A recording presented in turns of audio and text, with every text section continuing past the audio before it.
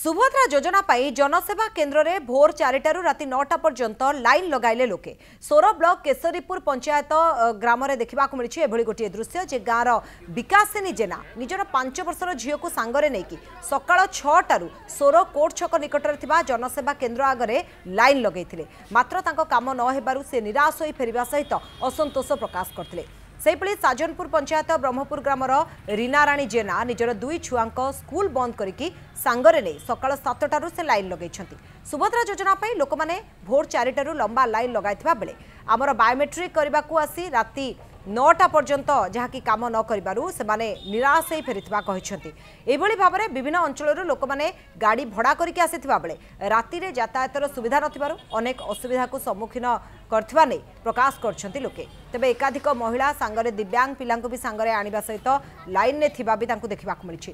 तेबे सरकार एही असुविधा को हृदबोध करी ग्रामांचल रे सुभद्रा योजना आवेदन पाई और आधार कार्ड संशोधन कराइबाकू लोके दाबी करछंती।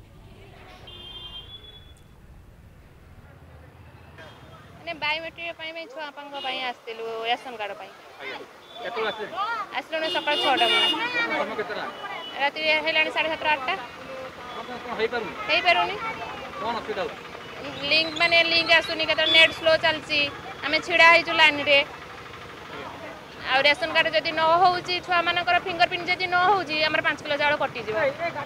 कौन हम ये सरकार तो आमको एमती हैरान करुच्ची ना कौन हम 5 किलो चाउल जदि आम सका पूरा आसिक राति 10टा पर्यटन आम छिड़ा हबू तो सरकार आमको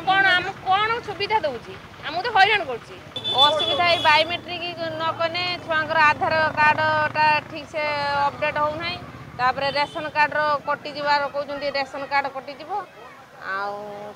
आपाई सुभद्रा योजनार जो